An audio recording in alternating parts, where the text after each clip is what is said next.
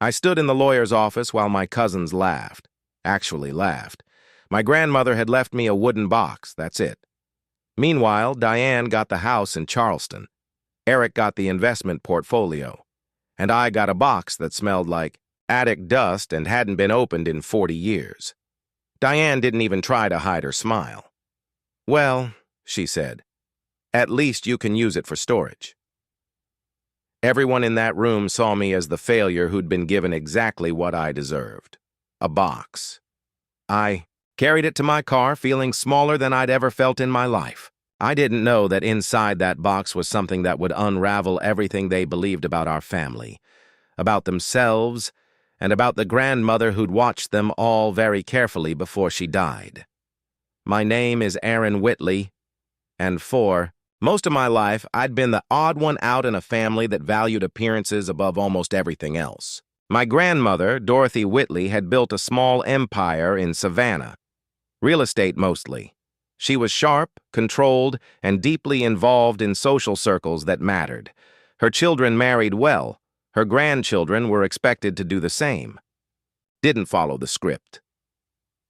I became a high school history teacher. I married Claire, a librarian. We lived in a modest rental near the school where I worked. I drove a 10-year-old sedan. I didn't summer anywhere. I didn't join the club. I didn't network. My cousins, Diane and Eric, had always treated me like I was a cautionary tale. Diane worked in her mother's law firm. Eric managed commercial properties. Both had homes with gates, cars with leather interiors, and the kind of confidence that comes from never being told no.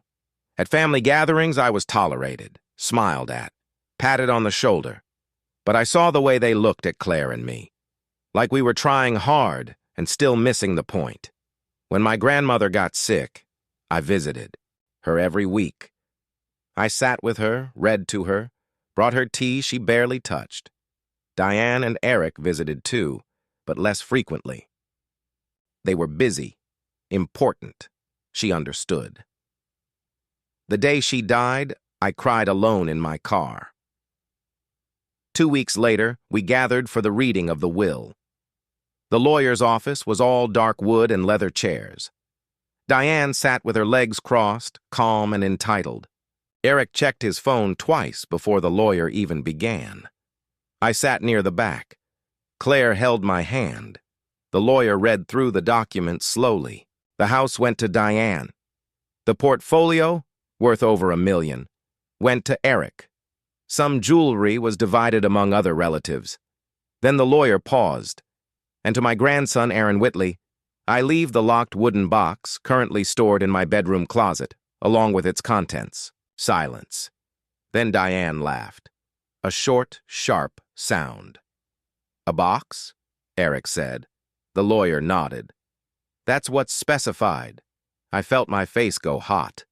Claire squeezed my hand, but I could feel the room pressing in on me. Diane leaned over to her mother and whispered something. They both smiled. "Well," Diane said louder now, "at least you can use it for storage, Aaron." A few people chuckled. I didn't say anything. I just sat there, humiliated, while the rest of the will was finalized. When it was over, I was handed a key and directions to pick up the box from the estate. I didn't go right away.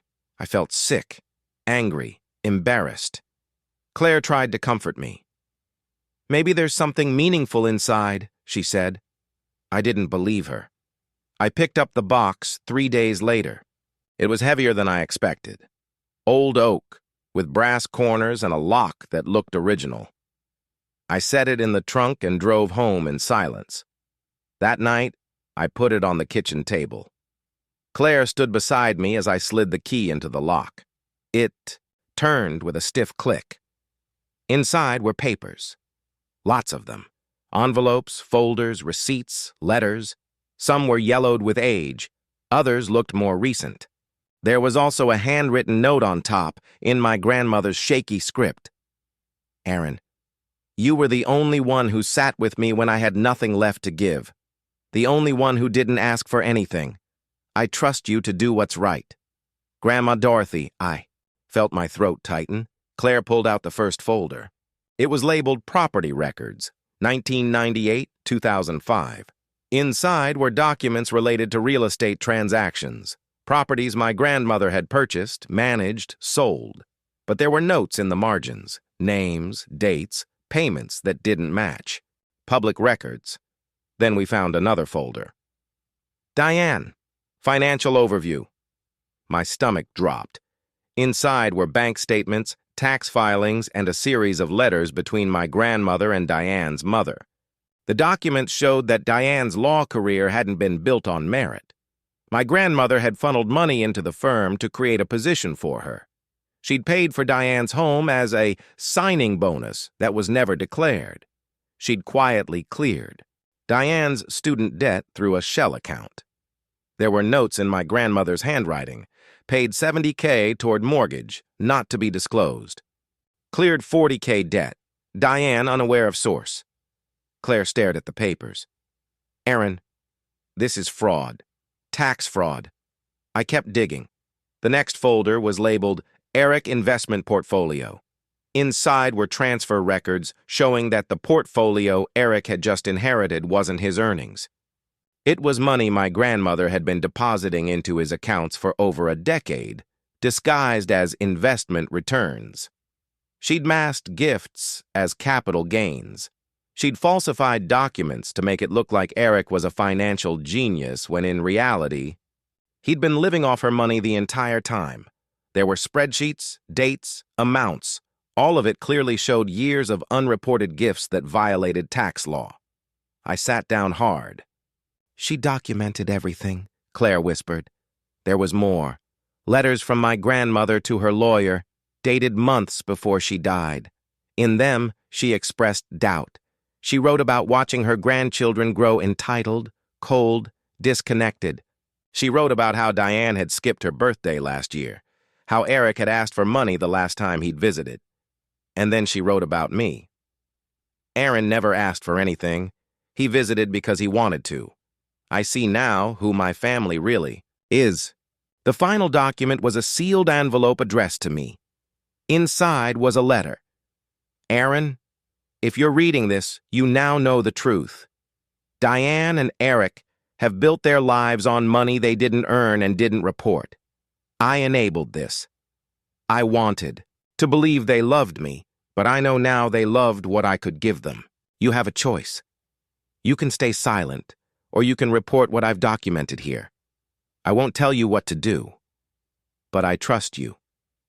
You're the only one I trust. Dorothy. I sat there for a long time, staring at the letter. Claire didn't say anything. I didn't sleep that night. I kept thinking about Diane's laugh in the lawyer's office, the way Eric had smirked, the way they'd treated me my entire life like I was less than them. For 2 weeks, I did nothing. I put the box in the closet and tried to forget about it. But I couldn't. One evening, Claire asked me what I was going to do. I don't know, I said. Aaron, this is serious. If this gets out, I know. They could lose everything. I looked at her. Would that be wrong? She didn't answer. A few days later, Diane called me. It was the first time she'd reached out since the will reading. Hey, Aaron, she said, too casual. I just wanted to check in, see how you're doing. I'm fine. Good. Good. Listen, about the box. Did you ever open it? My chest tightened. Yeah. Anything interesting? I paused. Just some old papers. Oh. Okay. Well, if you ever want to, get rid of it or whatever, just let me know. She hung up quickly. That's when I knew she was worried. Maybe my grandmother had told her something before she died. Maybe Diane had suspected what was in the box all along. I made the call the next morning. I contacted a forensic accountant first, then a lawyer who specialized in tax fraud and estate law. I handed over copies of everything. They reviewed the documents for 3 days, then they contacted the IRS. The investigation took 4 months. I wasn't involved beyond providing the initial evidence. I didn't have to testify. The documents spoke for themselves. Diane's law firm was audited. The falsified. Payments were uncovered. She was forced to resign. Her reputation in Savannah's legal community collapsed overnight. The firm settled quietly, but the whispers never stopped. Eric's portfolio was seized and analyzed. The IRS determined he owed over $300,000 in back taxes and penalties. His properties were liquidated. He had to sell the house. His wife left him. 6 weeks later, I didn't go to any family events after that. I wasn't invited. I still teach history. Claire still works at the library. We moved to a smaller town about an hour west of Savannah. We don't talk about the box much anymore. Diane sent me one email. It was short. I hope you're proud of yourself. I didn't respond. Eric didn't contact me at all. I heard from a distant cousin that he's working in property management again, but in a different state. Starting over. I don't feel victorious. I don't feel righteous. Mostly I feel tired. Sometimes I think about my grandmother. I wonder if she knew what would happen. If she wanted this. Or if she just wanted someone to see the truth. I kept the box. It sits on a shelf in my office now, empty, except for her final letter. Claire asked me once if I regretted it. I told her I didn't know. I still don't. Some people spend their whole lives building an image. They confuse wealth with worth, status with love, and when the image cracks, there's nothing underneath. My grandmother left me a box because she knew I didn't need anything else. She knew I'd loved her without expecting a reward. Sometimes the hardest inheritance isn't money, it's the truth and what you choose.